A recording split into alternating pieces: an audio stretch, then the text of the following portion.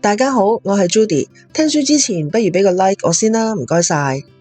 之前2集講咗刻意練習嘅第1章至第6章，我哋知道刻意練習同普通練習有咩分別？點解刻意練習有效咁多呢？亦都知道要進行刻意練習嘅話，我哋必須要符合一啲乜嘢條件？第一，包括咗嗰個領域必須要已經發展成熟，咁樣你就有大量嘅數據或者係事例可以參考。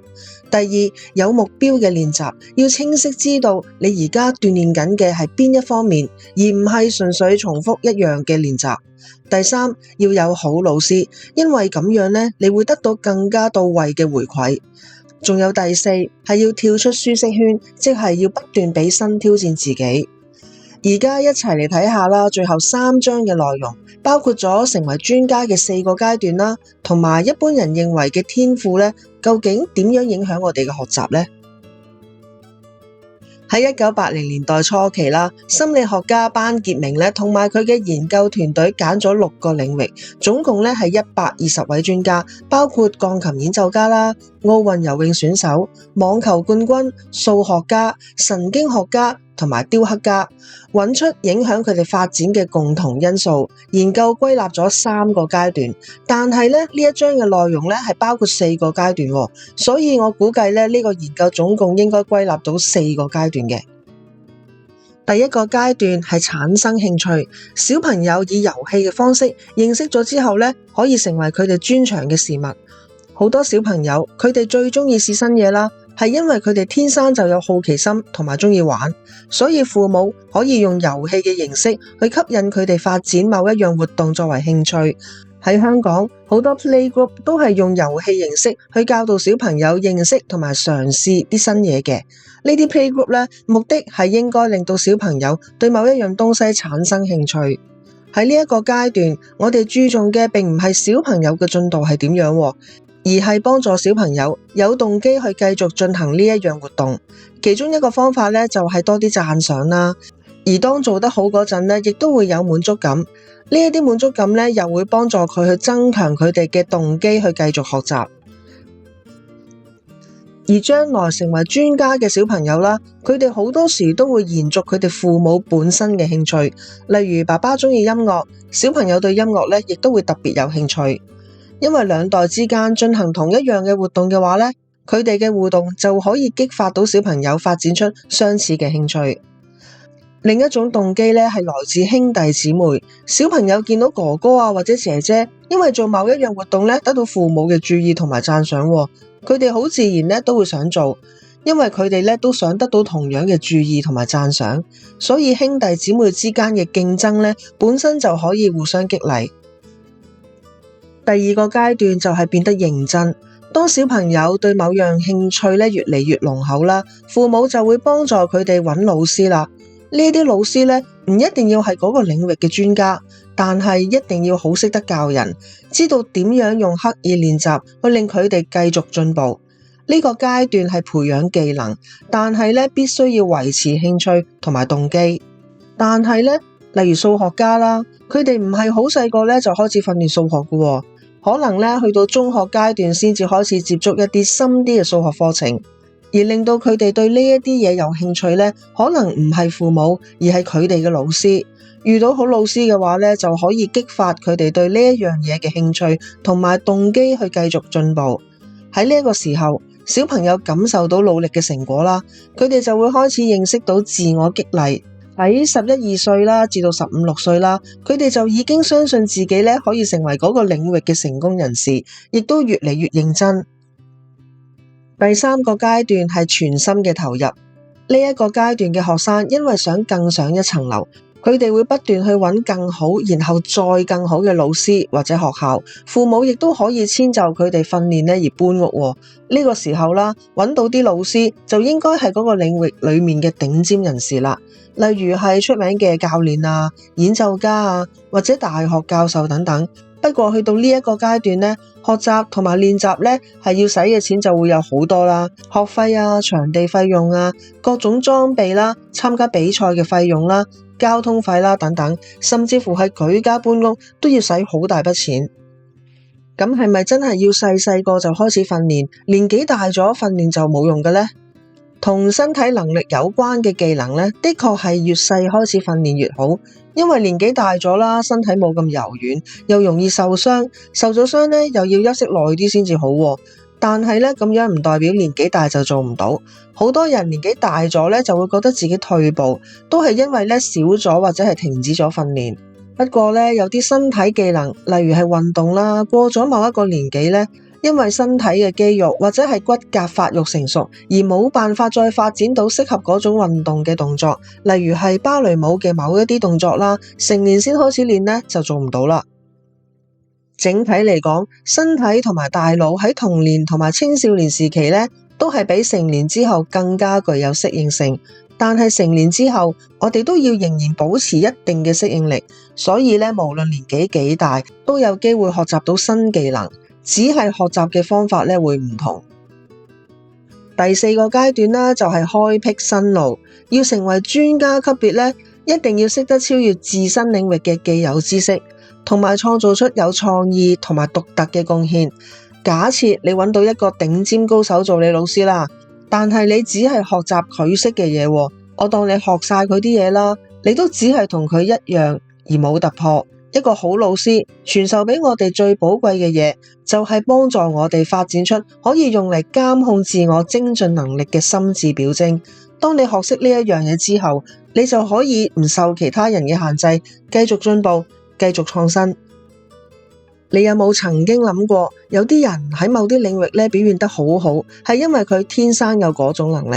即係咧我哋所謂嘅天賦啦。譬如一班小朋友一齊去學游水啦，有一個咧特別快上手，啲家長就會話：哇，嗰個小朋友好有潛質喎，佢天生就係游泳選手啦。或者係見到一個小朋友畫畫特別叻，我哋就會話佢天生咧一定係做畫家嘅材料。其實呢一種想法咧係好有問題。我哋發現有一啲自閉症狀嘅人士，佢哋喺人際關係呢一類技能比正常人係差嘅，但係佢哋喺另一方面咧表現又會好好。曾經有一位心理學家做咗一個實驗，佢用咗長時間去研究一對孖女，點樣好快速咁樣去推算日期。呢一對孖女嘅智商即係 IQ 啦，大約係60至到70，而佢哋平均只係用咗6秒時間，就可以話俾你知喺西曆嘅132470年啊，某一個日期咧係星期幾。呢一個能力對普通人嚟講咧，哇，簡直匪夷所思啦，望塵莫及啊！而當呢一位心理學家知道咗呢一對孖女用乜嘢方法去推算日期，用同樣嘅方法去教另外一位智商正常嘅研究生推算日期呢，訓練咗16堂之後，呢一位研究生都可以有同呢一對孖女一樣嘅表現。呢一個實驗話俾我哋知，單靠適當嘅練習都可能做到呢被認為係天才先做到嘅嘢。我哋好多時標籤人哋或者標籤自己啦，對呢樣嘢有天分，嗰樣嘢咧就冇天分。當我哋認定我哋對某一樣嘢冇天分嗰陣咧，我哋好自然就唔會努力去練習啦，最後亦都好自然唔會做得好啦。譬如你覺得自己對數學冇天分，見到數學題咧就會避之則吉嘅，少計數嘅話咧，數學自然就唔會進步啦。所以我哋喺某一個範疇裏面唔再學習，唔再進步，並唔係因為我哋已經去到咗我哋嘅極限，而係我哋認為自己冇天分，所以根本就唔會喺嗰方面努力，甚至乎咧學都費事學。以捉棋為例啊，有啲人學捉棋，最初咧係比其他人快上手，我哋就會認為哇，佢好有天分啊，將來咧一定會有一番成就。其實咁樣諗咧係唔正確嘅。喺英國有3個學者揾咗57個年輕嘅棋士，大約咧都係小學至中學年齡啦，向佢哋反覆咁樣做唔同嘅測試，了解佢哋嘅智商、空間智力、記憶力、語文智力、處理信息嘅速度等等，發現咧高智商對佢哋嚟講咧並冇帶嚟優勢，有啲反而咧表現得更加差，因為智商比較低嘅棋士，佢哋嘅練習量咧係比較大嘅，而佢哋嘅捉棋技能咧好快咧就會超前嗰啲高智商嘅棋士。喺鑽研同埋學習棋藝嗰陣啦，其實會發展出多組嘅心智表徵，而呢啲心智表徵呢，就係幫助棋士提升佢哋技能嘅方法。越用得多時間喺正確嘅練習方法度呢，呢啲心智表徵就會建立得越多。亦即係話啦，所謂嘅天分喺我哋最初學習嗰一個領域嘅時候呢，可能會幫我哋更加快上手，但係到最後可唔可以成功成為嗰個領域嘅高手，都係取決於我哋用咗幾多時間去進行適當嘅練習。聽到呢一度，係咪即係話其實冇天分呢一回事嘅呢？又或者天分啊、天賦啊呢啲對我哋嘅成功係冇用嘅呢？作者喺呢一本書裏面引述過嘅大量嘅研究顯示啦，即使喺某一個領域被認為係有天分，同最終係唔係成功似乎冇直接關係，反而刻意練習嘅幫助更加大。但係我哋利用喺最初學習表現更佳嘅優勢，可以令我哋得到滿足感，進而增加我哋嘅動力。好多時我哋太過注重一個人有冇天賦，反而係會造成唔好嘅後果。例如喺香港讀書啦，入讀小一嘅規定要喺入讀嗰一年嘅1月1日至到12月31日出世。好多家長就會覺得話我個仔細仔嚟㗎，聖誕節先出世，輸在起跑線啦，點樣同年頭出世嗰啲爭啊，注定成績會唔好，第時好難派到好中學。